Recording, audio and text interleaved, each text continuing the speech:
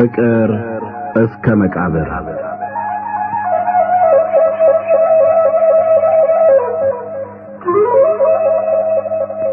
ደራሲ ሐዲስ ዓለማየሁ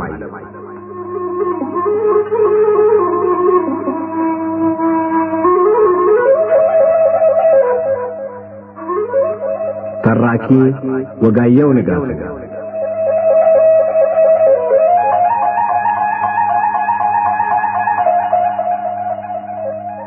ፍቅር እስከ መቃብር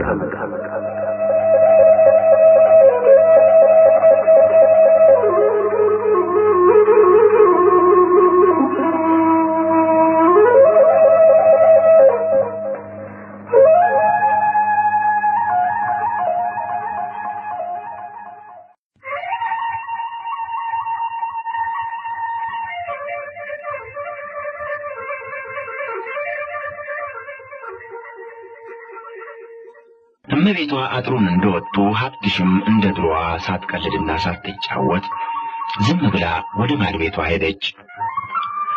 ሰብለ ከበዛብህ ጋር በምስጢር ፍቅር ከጀመረችበት ቀን ጀምሮ ምስጢሯ በብዙ ሰው ዘንድ መታወቁን ከጉዱ ካሳ እስክትሰማ ድረስ እናት አባቷን በክፉም ሆነ በበጎ አስባቸው እነሱን የመጥላትም ሆነ የመውደድ ስሜት ለልቧ ተሰምቶት አታውቅም ነበር።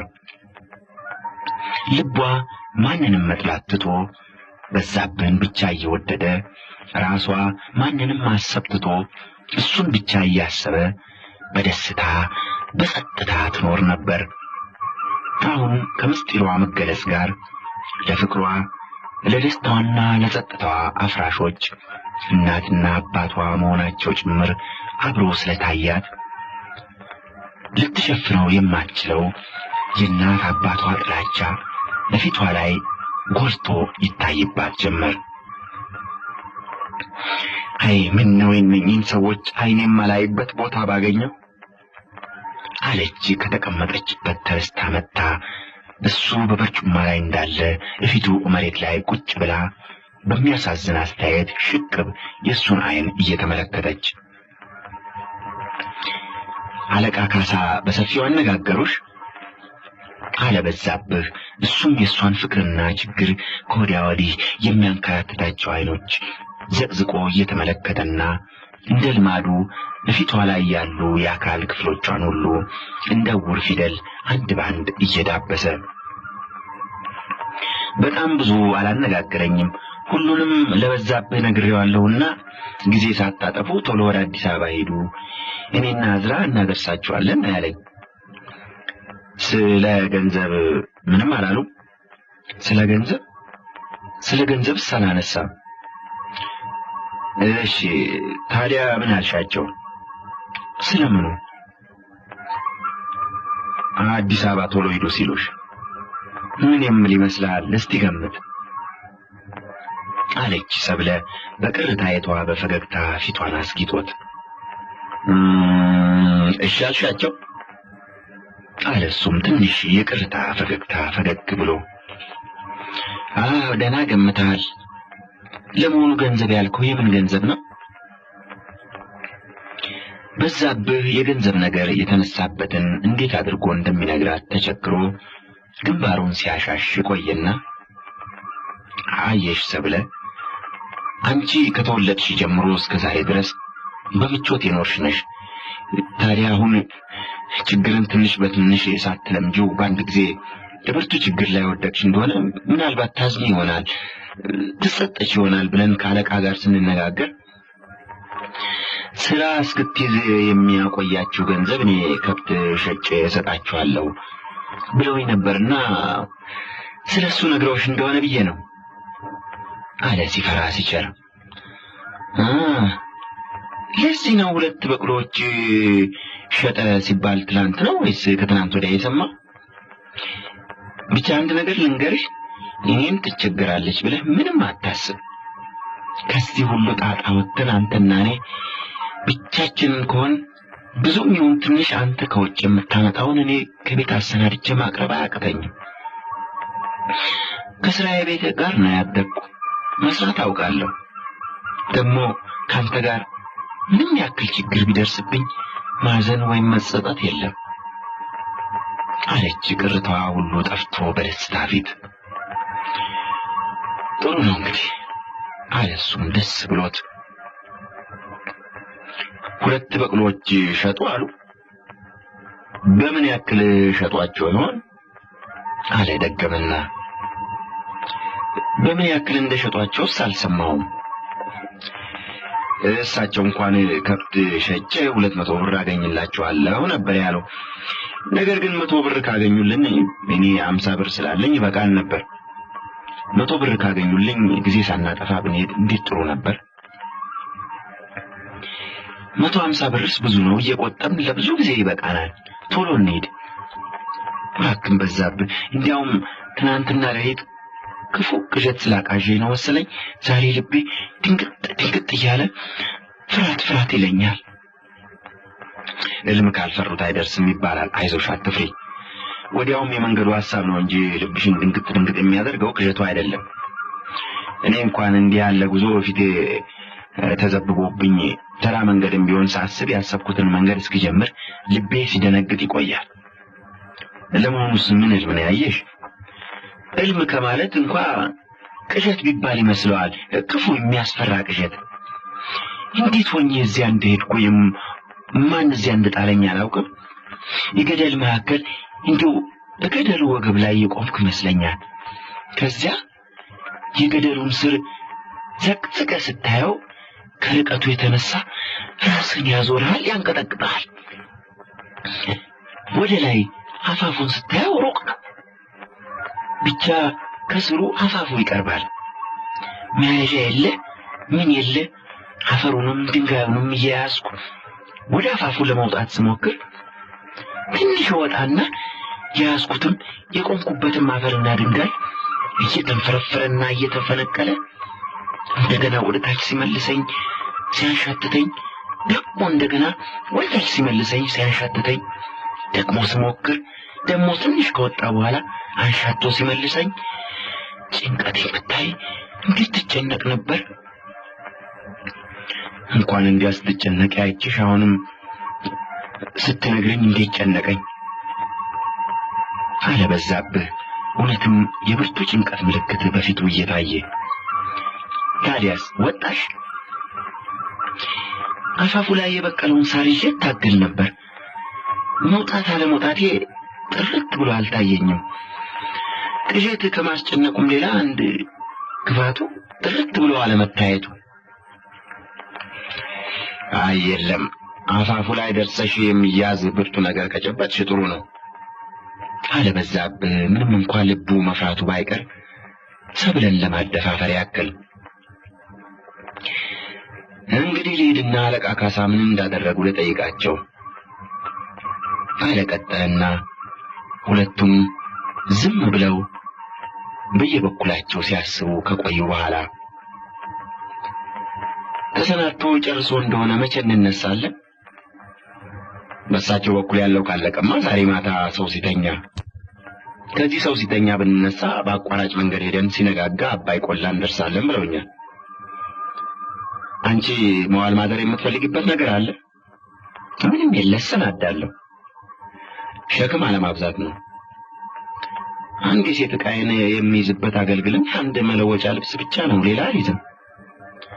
ታዲያ ዛሬ የምንሄድ መሆናችንን ተመልሰህ ትነግረኛለህ ወይስ ማን ይነግረኛል? ዛሬ የምንሄድ ከሆነ ተመልሼ ስመጣ ሰው እንዳይጠረጥር አለቃ ካሳ መጥተው ቢነግሩሽ ይሻላል። ብቻ ጊዜውን የመቀስቀሻ ምልክትም የሚሰጡሽ እንደሆነ ምልክቱን ገና አድርገሽ እንድታጠኙ አደራሽ። ለሱ ግድ የለም፣ አትስጋ። ከዚያ እንደገና ተሳስመው በዛብህ ወደ ጉዱ ካሳ ሄደ። ጉዱ ካሳ መጽሐፉን ባትሮንስ ላይ ዘርግቶ እየተመለከተ በቤቱ ጥግ ተቀምጦ ነበር። ዘማች እንኳን ደህና ገባ፣ ገና ዛሬ መምጣትህ ነው አለ በዛብህ። ያጥሩን በር ገብቶ ወደሱ ሲያቀና በሩቅ አየና፣ ጤና ይስጥልኝ፣ የተመለስኩ እንኳን ትናንት ማታ ነው። ብቻ ጊዜ ካለፈ በኋላ ስለደረስኩ ወደዚህ ሳልመጣ ቀረው አለ በዛብህ ትንሽ እጅ እንደመንሳት ብሎ። ሰብለን አያት? አዎ አሁን ከሷ ዘንድ መምጣቴ ነው። እንደምናት? ያን ዕለት ካንተ እንደተለያየን እጄ ካነጋገርኳት ወዲህ አላየኋትም። ደህና ናት። የልክበት ጉዳይ ሳቀና? አዎ ሲኖዳ የደግ አገር ነው። ደስ አሰኝቶ ሰደደኝ። ይኸውልህ ስንዴ የዘራ ስንዴ ያመርታል። መልካም ባትሰራ መልካም አያደርግልህም ነበር። ኧረ ከሰራሁት በላይ ነው የተደረገልኝ። ሁልጊዜም እኮ እንዲሁ ነው። ቁና ስንዴ ዘርቶ ጫን ስንዴ፣ ቁና እንክርዳድ ዘርቶ ጫን እንክርዳድ እንደሚገኝ አታውቅም? እሱ እውነት ነው አለ በዛብህ እንደመሳቅ ብሎ። እሱስ ቀናው አለ ቀጠልና። በሙሉ ባይሆን በከፊል እኔ 50 ብር አገኘው። ስለዚህ በቀደም እንዳሉት 200 ብር ለማግኘት ከብቶቹን ሁሉ መሸጥ አያስፈልግም እኮ። 100 ብር ያክል ከተገኘ 150 ብር እየቆጠምን አንድ ስራ እስካገኝ ይበቃናል። 100 ብርስ አግኝቻለሁ። እንዲያውም 110 ብር አግኝቻለሁ። የኮርቻ በቅሎዬን 60፣ አጋሰሱን 50 ብር ሸጬ 110 ብር አግኝቻለሁ። ደህና አውጥተዋላ። በጥሞና ቢሸጡ ከዚህ የበለጠ ያወጡ ነበር። ነገር ግን የችኮላ ዋጋ ነውና ክፉ አይደለም። የቀንድ ከብቶች ናቸው ዋጋ ያጡ። ሁሉንም በአንድ ላይ ግዙኝ ስላልኩ ቢቸግረው ነውና በግድ ይሸጣሉ ብለው ይሆን? ወይም የእብድ ከብቶች ስለሆኑ እነሱንም እንደ እብድ ቆጥሯቸው ዋጋቸውን በጣም አዋደቁብኝ። ስለዚህ ትናንት የቢቸና ገበያ ስለሆነ እዚያ የተሻለ ዋጋ ያወጡ ይሆናል ብለን 5ቱንም እዝራ ይዟቸው ሄደ። ደህና ዋጋ ቢያወጡ መልካም፣ ያለዛ በተገኘው ዋጋ ሸጠሃቸው ና ብየዋለሁ። ዛሬ ይመጣል። ዛሬ በጊዜ የሚደርስ ይመስሎታል? ትናንት ሸጦ ጨርሶ ዛሬ ጠዋት ቢነሳ እስካሁን የሚደርስ ነበር። ትናንት ያልሸጠውን ዛሬ እስኪሸጥ ከቆየ ግን ማታ ነው የሚደርስ። የሆነ ሆኖ ዛሬ እዚህ ሳይገባ እንዳያድር በጥብቅ አስጠንቅቄዋለሁ። ሰብለን እንጃ ቅዠት መሳይ አቃሽቷታል መሰለኝ። ስለ ባባች የተገኘውን ያክል ይዘን ዛሬ ሌሊት እንድንነሳ ነበር እሷም ምን የሚያስብ ነው። ዛሬማ ምኑን ከምን አድርገን ይሆንልናል? ገንዘቡ እንደሆነ 160 ብር ይበቃል። አይ ልጅ ነገር ገንዘቡም እሺ እስቲ ይብቃ። ከዚህ አዲስ አበባ የሚሄድ ሰው ቢያንስ የአንድ ቀን መሰናዶ እንኳን አያስፈልገውም፣ ስንቅ አያስፈልገውም። አንተም እኔም አቋራጭ መንገድ አናውቅ፣ መንገድ መሪ አያስፈልገንም። 2 በቅሎዎች ነበሩ፣ 2ቱንም ሸጫለሁ። ለሰብለ የሚሆን 1 በቅሎ እንኳን አያስፈልገንም። አየህ ይህ ሁሉ ከአንድ ቀን የበለጠ መሰናዶ የሚያስፈልገው ነው። ነገር ግን ዛሬና ነገ ልንጨርሰው እንችላለን። እኔ እንኳን ገንዘቡ ከበቃ በሰው በኩል እዝራም ቢቀር እሱና እኔ ቀለሙን ጨምረን 3ታችን እንበቃለን ብዬ ነበር። ነገር ግን ቀለሙ መንገድ ማወቁን እንጃ። ደግሞ እንዳሉት 1 በቅሎ ለሰብለ በግድ ያስፈልጋል። ለመሆኑ ነገስ ቢሆን በቅሎ እናገኛለን? እቃው የኔ አለ። በቅሎ ግን ሰብለን ስንሰርቅ በቅሎዋን አብረን ብንሰርቅ ስለ በቅሎዋ ስርቆት በተለይ የምንኮነን አይመስለኝም አለ ጉዱ ካሳ ትንሽ እንደመሳቅ ብሎ። በዛብህም አብሮ ሳቀ። ስለ መንገድ መምራቱ አለ ጉዱ ካሳ ቀጠለና፣ ስለ መንገድ መምራቱ እዝራ በዲማ ደብር ውስጥ ካሉት መንገዶች ይልቅ በአባይ ቆላ ውስጥ ያሉትን መንገዶች ጥሩ አድርጎ ያውቃል። ስለዚህ የሰብለን በቅሎ ለመስረቅም ይሁን በአቋራጭ መንገድ ያለ ስጋት አባይን ለመሻገር እዝራ ያስፈልገናል። በቅሎዋን እንዴት አድርጎ ይሰርቃታል? የተያዘ እንደሆነ ነገር ሁሉ ተበላሸ ማለት አይደለም። እቤት ገብታ ከታሰረች በኋላ ሰርቆ ሊያወጣት አይችልም፣ ይያዝ ይሆናል። ነገር ግን ሜዳ ግጦሽ ስለሆነ የምትውል ጠባቂው በሌለበት ጊዜ ሰርቆ ራቅ ባለ ቦታ ሸሽጎ ያውልና ከጨለመ በኋላ ያመጣታል። ስለዚህ በማናቸውም ሁኔታ መነሻችን ነገ ማታ መሆኑ ነው አለ በዛብህ በፊቱ ላይ ቅርታ እየታየ። ነገ እርግጥ እንችላለን። እዝራ ዛሬ ይመጣል። እንቆጳ የጀመረችውን ስንቅ አሰናብታ ትጨርሳለች። 5 ቁም ከብቶች በመጨረሻ ዝቅተኛ ዋጋ በ10 ብር እንኳን ቢሸጡ እስካሁን ከተገኘው ጋር የፈለግነውን ያክል ገንዘብ አገኘን ማለት ነው።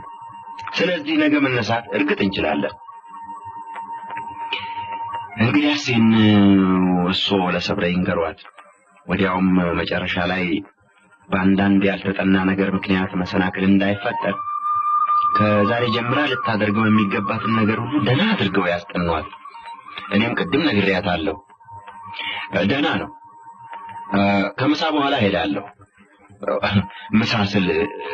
ምሳ የሚያባላ ታሰበኝ። ዛሬስ ምሳ አታባላኝም? ከቀለሙ ጋር አብረን ልንበላ ተቀጣጥረናል። ወዲያውም 5 ብር የሚሰጠኝ ስላለ እሱን መቀበል አለብኝ። ቀለሙ ቅድም ስሙን ስታነሳ ጠይቃለሁ ስል እንነጋገረው የነበረው አስረሳኝ። ማን ነው እሳ ቀለሙ?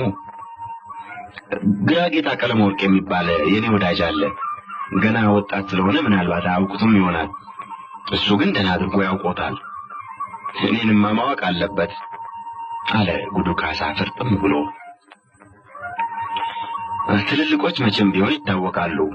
ወጣቶች ግን ከትልልቆች ጋር በሚውሉበት እድሜ እስኪደርሱ በጓደኞቻቸው መካከል ካልሆነ በትልልቆች ዘንድ አይታወቁም ማለቴ ነው አለ በዛብህ የጉዱ ካሳን አሽሙር ከዓይኑም ከፊቱም ሲያይ ለፊተኛው ንግግሩ እሱ ያላሰበውን ትርጉም እንደሰጠበት ገምቶ እንደመደንገጥ አለና እውነቴ ነው። ሰው በሌሎች ሰዎች ሁሉ ዘንድ እንዲታወቅ ትልቅ መሆን አለበት፣ ወይም ከሌሎች ሰዎች ሁሉ የተለየ መሆን አለበት። እንዴት የተለየ? ምንም ይሁን ይለይ ብቻ። ከሰው ሁሉ የበለጠ ጌታ ሆኖ ሐር አዘውትሮ እየለበሰ የሚሄድ የሚያገለድመው ቆዳ እስኪያጣ ዳ ሆኖ እንዲሁ ራቁቱን በሰው መካከል የሚሄድ ከሰው ሁሉ ረዝሞ ዛፍ የሚያክል ከሰው ሁሉ አጥሮ እንቅፋት የሚያክል ከሰው ሁሉ ነጥቶ ወተት የሚመስል ከሰው ሁሉ ጠቅሮ ከሰል የሚመስል ከሰው ሁሉ አዋቂ ሆኖ ሰው ያልደረሰበትን የሚያስብና የሚናገር ከሰው ሁሉ የባሰ አላዋቂ ሆኖ መናገር እንኳን ማይችል እንዲህ ያለው ሁሉ ከሌላው ሰው ልዩ የሆነ ሰው እንደ ጉድ ተቆጥሮ እንኳንስ በሚኖርበት ሀገር በሩቅም በወሬ ይታወቃል። እኔም እንዲህ ካሉት ጉዶች ተቆጥሬ የማላውቃቸው ሊያውቁኛል። ስለዚህ ቀለሙ ሳላውቀው ቢያውቀኝ የሚያስገርም አይደለም ማለቴ ነው አለ ጉዱ ካሳ አሁንም አሽሙሩ ከፊቱ ሳይጠፋ። ታዲያ እኮ አሁን እሱ እንዳሉት ገና ሰው ያልደረሰበትን የሚያስብና የሚናገር አዋቂ ይባላል እንጂ አለና ለመጨረሻው ቃል መለወጫ ሲያስብ ጉዳ አይባልም በላይዞ ስሜ ነው አትፍራ አለ ጉዱ ካሳ አቋርጦ በዛብህ ሲቸገር ተመለከተና በዛብህ ዝም አለ። አየህ አለ ጉዱ ካሳ ቀጥሎ፣ አየህ ከተለመደው ልዩ የሆነ ሁሉ እንደ ጉድ መታየቱ እንኳን ምንም ቢሆን አይቀርም።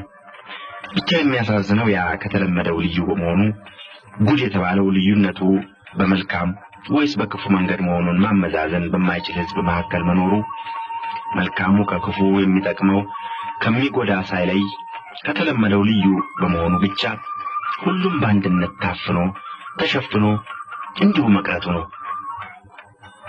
ከተለመደው የተለየ መልካም ሐሳብ ወይም መልካም ሥራ ለጊዜው እንኳን ባያገለግል ጊዜው ሲደርስ እንዲያገለግል ተጠብቆ ተሸሽጎ የሚቆይ ቢሆን ሐሳቢው ወይም ከሰሪው ጋር አብሮ የማያልፍ ቢሆን መልካም ነበር።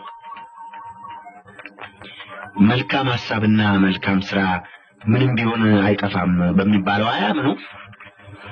አምናለሁ እንጂ አምናለሁ። መልካም ሐሳብና መልካም ሥራ ምንም እንኳን የተለመደውን ጎጂ ሐሳብና ሥራ ሊለውጥ ባይችል እንዳይጠፋ ተቀብሎ አቆይቶ ለተከታዩ ትውልድ የሚያስተላልፈው ከተገኘ ጊዜው ሲደርስ ያገለግላል፣ ጊዜው ሲደርስ ይጠቅማል። በጭራሽ ተቀባይ ካጣ ግን ሐሳቢው ወይም ሰሪው እንደሌላው ሁሉ አላፊ ጠፊ ስለሆነ ሐሳቡና ሥራውም አብሮት ያልፋል፣ አብሮት ይጠፋል። ይህ ነው የሚያሳዝነው። አይ ጸጸትና ጅራት ሁልጊዜ ወደ ኋላ ነው የሚሉት ምንኛ እውነት ነው አለ በዛብህ ዝም ብሎ ቆይቶ። እንዴት ቀደም ብዬ ተዋውቄው ቢሆን ኖሮ እዚህ ሀገር በቆየሁበት ጊዜ ከሱ ብዙ ነገር ማር ነበር ቀደም ብለን ተዋውቀንስ ቢሆን ለኔም ብዙ ሸክም ታቃልልልኝ ነበር። የምን ሸክም? ሰው የሚናገረውን ቁጭ ብሎ በጥሞና ሰምቶ እውነትህ ነው ወይም ተሳስተሃል የሚለው ሐሳቡን የሚያካፍለው ማግኘት እንዴት ረፍት ይመስልሃል? ብናገርስ ላይሰሙኝ መቀለጃና የከንፈር መምጠጫ ለመሆን ምን አናገረኝ ብሎ ታፍኖ ኖሮ እንደታፈኑ መሞት ከባድ ሸክም እኮ ነው አይመስልህም? እሱስ እውነት ነው። ብቻ እዚህ ቤቱ ያሉትን ሰዎች ማስተማርና የሐሳብ ተካፋይ ማድረግ አይቻልም? ጊዜ ይወስድ ይሆናል፣ መቻሉን ግን ይቻላል እኮ። በመሰረቱ እውነትን ነው። እኔ ግን ሞክሬ አቃተኝ። እንዴት? ለምን? ሰው ሁሉ እብድ ነው ጉድ ነው ሲል እየሰሙ ይወዱኛል ያዝኑልኛል እንጂ የምናገረውን አያምኑም። የምናገረው የምሰራው ከተለመደውና እነሱም ከሚያውቁት ልዩ ስለሆነ እውነትም ሰው እንደሚለው ቢሆን ነው ይላሉ። አብሮ ተቀምጠው እያዩ እያወቁ የሚያውቁትን ትተው የሰሙትን ያምናሉ። የሚያስገርመው አይደለም። እንኳን ስለኔ ስለራሳቸው እነሱ ከሚያውቁት ይልቅ አብዛኛው ሰው የሚለውን የሚያምኑ ናቸው። እንጃ ማስተዋል አቃተኝ። እውነት ግን ነው፣ አስቸጋሪ ነው። ብቻ እውነት ነው። ለምሳሌ እዝራም ዳዊትን ገና ላየው መሰለኝ። ድሮ የእናቴ አገልጋይ ነበረ ነው፣ ስሙም ወልዴ ነበር። እነዚህ ሁለቱ እኔ ዘንድ ከመጡ ዳዊት ደግሞ ትንሽ ጽፈትም አውቀዋል። በመልክም ከማንም አያንሱ፣ እንዲያውም ጨዋዎች ነን ከሚሉት ከብዙዎቹ ይሻሉ ይሆናል። ስለዚህ በመልክም ይሁን በሙያ ከማንም እንደማያንሱ ራሳቸው የሚያውቁት ከመሆኑም ሌላ እኔ በየዕለቱ ስነግራቸው ይህን ትተው ከሰው እኩል እንዳልሆኑ ለሰው እንጂ እንደ ሰው እንዳልተፈጠሩ አብዛኛው ሰው አምኖ ስላሳመናቸው ይህን ተቀብለው በዚሁ አምነው ይኖራሉ። የለም እውነት አይደለም ልክ እንደሌላው ሰው ናቸው ስላቸው እንዲህ ማለቱ ሰው ሁሉ እንደሚለው ጤና ባይሆን ነው ብለው ሲያዝኑልኝና እኔም አዝኜ ዝም እላለሁ። በቀደም እዝራ ያለውን ታስታውሳለህ? ተወልጄ እስካረጅ ሰው ሁሉ የሚያውቀኝ በፈረጃ ስም ነው። አሁን ተነስቼ እዝራ ነኝ ብል ማን እሺ ይለኛል?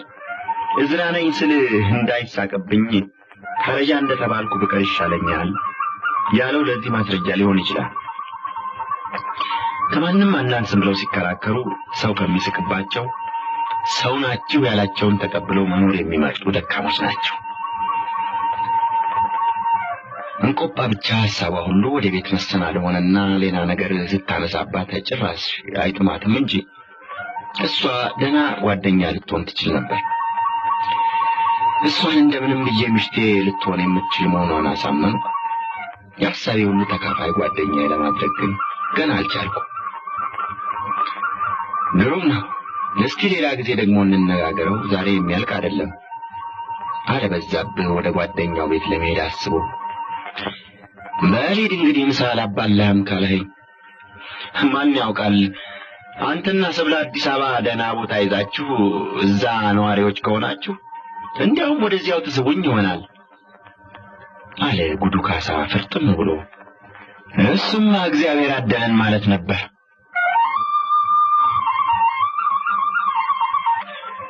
ከምሳ በኋላ ጉዱ ካሳ ወደ ሰብለ ወንጌል ሄዶ ጉዞ በተከታዩ ሌሊት መሆኑንና እሱ ራሱ መጥቶ የሚወስዳት መሆኑን ነገራት። ምልክት ሊያሳስትም ሌላ ሰው ሊያነቃም ስለሚችል በምልክት ከመጥራት ሰው ሲተኛ ውድቅት ላይ እኔ ቀስ ብዬ መጥቼ በውስጥሽ የሚሻል መሰለኝ። ስለዚህ የስርቆሽ በሩም የቤትሽም መዝጊያ ሳይዘጋ እንዲሁ ገርበብ ብሎ እንዲቆይ አድርጊው። የምትወስጂውን ልብስና ዕቃም በአንድ ላይ አሳስረሽ ባጠገብሽ አቆይው። እንደመጣው ምንም ድምፅ ሳናሰማ ዝም ብለን ተነስተን እንድንሄድ አለ። እሺ።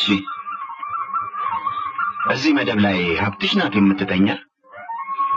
አዎ ሀብትሽ ናት። ብቻ ለስሙ ነው እንጂ እዚህ የማታድርበት ጊዜ ይበልጣል።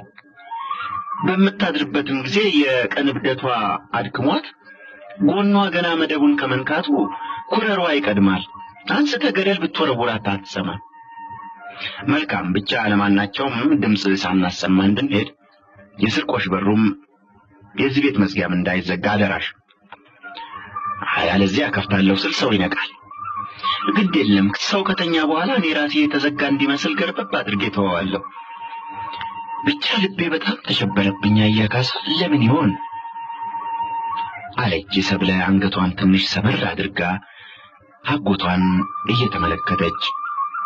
ጉዱ ካሳ ከደስታዋ መካከል ልቧን የሚያሸብረው ፍርሃትና ጭንቀት በጥሩ ፊቷ ላይ ጎልቶ ታየውና ለፍርሃቷም ለጭንቀቷም ምክንያት የሆነው እሱ የፈጠረው ሐሳብ መሆኑ ትዝ ብሎት ትንሽ እንደመፍራት አለ።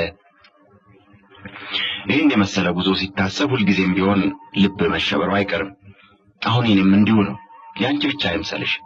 ስለዚህ መፍራት አያስፈልግም አለ አንገቱን ደፍቶ ቆይቶ። አይ እንዲያው ልቤ መሸበሩን ሆዴ ባርባር ማለቱን ነገርኩህ እንጂ መፍራትስ ምንም ቢሆን አልፈራ። ፍርሃት እንዲህ ነው እንዴ? ፍርሃት ማለት ለማድረግ የሚፈልጉትን ነገር ፈርቶ መተው አይደለም። የኔ እንደሱ አይደለም እኮ እንዲያው ሆዴን ባርባር ማለት ብቻ ነው።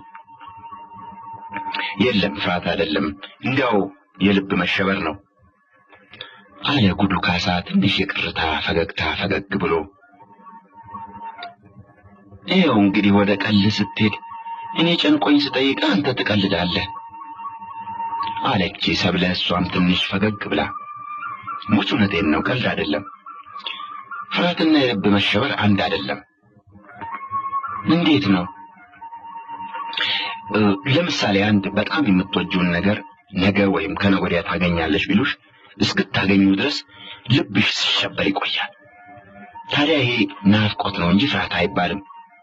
አሁንም አንቺ ከዚህ ወጥተሽ ባሰብሽበት እስክትደርሺ ስለምትናፍቂ ልብሽ ቢሸበር ፈራሽ አትባይም ማለቴ ነው። ሰብለ አጎቷ የተናገረው ለሚሰማት የልብ ሽብርና የወድ ባርባርታ መልስ ሊሆን ይችል እንደሆነ ለማየት አይኗን ጣራው ላይ ተክላ ዝም ብላ ስታስብ ቆይታ እጅግም አጥግቦ አላጠግባት ስላለ እንግዲህ ለሚሆን አለች በረሽሙ ተንፍሳ ቅርታና ፈገግታ አንድ ላይ ባስጌጡት አስተያየት አጎቷን እያየች። አይዞሽ ምንም አልሆን አለ ጉዱ ካሳም በረሽሙ ተንፍሶ ለመሄድ ሲነሳ። ከሰብለ ዘንድ ተመልሶ የስንቁ መሰናዶ ምን እንደደረሰ እንቆጳን ጠየቃት። በኔ በኩል ላለው አትስጋ፣ ሁሉን አሰናድቼ ጨርሼ ዛሬ ማታ አቀርብልሃለሁ አለች እንቆጳ። ምን አሰናድተሽ ጨርሰሻል? ምንስ ነው የቀረሽ? ዳቦ ቆሎና የማር ተልባ ለ4 ወይም ለ5 ሰው ለሳምንት የሚበቃ እሱ አልቋል። አንድ በል። ቋንጣው ከተዘለዘለ ዛሬ 3 ቀኑ ስለሆነ ማምሻውን ይደርቃል። 2 በል። የማር በሶውን አሁን በማሰናዳት ላይ ነኝ። ዛሬ ማምሻውን እጨርሳለሁ። 3 አትልም? በቃ ይሄን ሁሉ ዛሬ ማታ በተራ ፊትህ አሰልፍልሃለሁ። ከዚያ በየመልኩ አግብቶ ማሰሩ የእናንተ ወንዶች ፋንታ ነው አለች እንቆጳ አንገቷን ትንሽ ወደ ግራ ዘንበል ውጥ እርሷን በከፊል ገለጥ አድርጋ ባሏን እያየች። ዳቦ ቆሎ፣ የማር በሶ፣ የማር ተልባ፣ ቋንጣ 4 አይነት ነው፣ 3 አይደለም። ያሰናዳሽውን መቁጠር አታውቂም ማለት ነው አለሱም ትንሽ እንደመሳቅ ብሎ። ጥሩ ነው ይበቃል። ብዙ ስንቅ የሚሸከም ሳይበላው ይወድቃል የሚሉት ተረት እንዳይደርስብን ስንቅ በልኩ ሲሆን ነው ጥሩ። ስለዚህ ይበቃል አለ ቀጠለና። አረ ለመሆኑ ባሏ የሚሄድበትን ሳታውቅ ስንቅ አሰናድታ የምትሸኝ ሚስት አይተህ ታውቃለህ? ባሎቻቸው የትም ሄደው በደህና እንዲመለሱላቸው የሚፈልጉ ሚስቶች ሁሉ የት ትሄዳላችሁ ብለው አይጠይቁ። እዚህ ሄዳለሁ ያላለ ሰው ቢጠፋስ ወዴት ተብሎ ይፈለጋል? ምን ነው ነግሬሽ ደርሼ እስክመለስ እንኳንስ የሚሄድበትን መሄዴንም ማንም እንዲያውቅ አልፈልግም አላልኩሽም? ስመለስ ላንቺ ብቻ ነግርሻለሁ። ለሌላው ግን ሁልጊዜም ምስጢር እንደሆነ የሚቀር ነው። የምትሄድበት ምክንያት ምስጢር ሆኖ ይቆይ እንደሆነ እንጂ የምትሄድ መሆንስ ገና ድሮ ታውቆልሃል። እንዴት? ማን ያውቃል? ማን ተናገረ? አለ ጉዱ ካሳ እንደመደንገጥ ብሎ። ምን አውቃለሁ እንዲሁ በግምት ይሆናል። ነፍስ ገድሎ ሊሸሽ ከብቱን ሁሉ ይሸጣል፣ አሸጥ ያለውንም ያሸሻል እየተባለ በከተማው ይወራል ብሎ ቅድም ወልዴ ሲነግረኝ ነበር አለች እንቆጳ ባሏ ሲደነግጥ አይታ ትንሽ እንደመሳቅ አለችና ዳዊት ነው የሚያወራሽ? አሁን ዳዊት ወልዴ መጀመሪያ በአገሩ የተገደለ ሰው ሳይኖር እንዴት ነው እኔ ገዳይ የሆንኩት? ደግሞስ መቼ ነው ከብት ያሸሸው? ፈረጃ ለመሸጥ ብቻ ነው የወሰዳቸውን ከብቶች ለማሸሽ የሰደዳቸው መስሎ ታይቶ ይሆናል። ብቻ ነው እኮ የሚወራውን ነገርኩ እንጂ ወሬውን አላወራውም። ስለዚህ ጥያቄን መጠየቅ ያወሩትን ነው እንጂ እኔን አይደለም አለች እንቆጳ በቀልድ መልክ። ይገርማል። ብዙ ሰው እኮ የስራትም የሞት ፍርድም የሚፈረድበት እንዲህ በግምት በተነሳ ወሬ ነው። መጀመሪያ በግምት ተናጋሪው እንዲህ ወይም እንዲያ ሳይሆን አይቀርም ብሎ ይናገራል። ያን የሰማው ሄዶ እንዲህ ወይም እንዲያ ሆነ አሉ ብሎ ያወራል። ከዚያ እንዲህ ወይም እንዲያ አደረገ ተብሎ የተወራበት ሰው ተጠርጥሮ ይያዛል። ከዚያ ተፈርዶበት ይታሰራል ወይም ይሞታል። አሁን በአጋጣሚ የተገደለ ሰው ቢኖር ኖሮ እኔ ተጠርጥሬ ይያዝ ነበር ማለት ነው። ይኸውልህ ከብት የሚሸጡበትንና የሚሄዱበትን ግልጥ አድርገው የሚናገሩ ግን እንዲህ ከግምት ተነስቶ ከሚታመን አስጊ ወሬ ያመልጣል አለች እንቆጳ አሁንም እየሳቀች። እንዲያው ነገሩን አልኩ እንጂ የኔውስ እዚህም አያደርስ። የአሁኑ ግምት አስጊ ደረጃ ሳይደርስ እኔ ከሄድኩበት ተመልሼ መጣና ይሄ ቀርቶ አዲስ ግምት ይገመታል አለ ጉዱ ካሳም እንደመሳቅ ብሎ። በልተው እንግዲህ አለችና እንቆጳ የፈለገችውን ወሬ ልታገኝ ሳትችል በመቅረቷ በረዥሙ ተንፍሳ ወደ ስራዋ ሄደች።